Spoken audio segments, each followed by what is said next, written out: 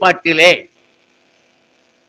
எகிப்தின் அடிமைத்தனத்திலிருந்து மோசையுடைய தலைமையிலே கூட்டி சேர்க்கப்பட்ட இஸ்ரவேல் வீட்டாருடைய 430 ஆண்டு காலங்களுடைய எகிப்திய வாழ்க்கையிலே அவர்கள் தேவனை அறியவில்லை.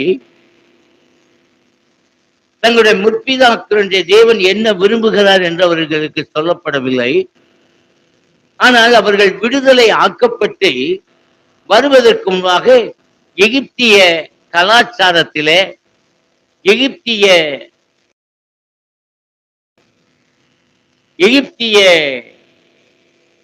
மக்களுடைய வாழ்க்கையை கற்றுக்கொண்டவர்களாக துன்மார்க்கமான ஒரு ஜீவியத்திலே இருந்தவர்களாய் அவர்கள் காணப்பட்டார்கள்.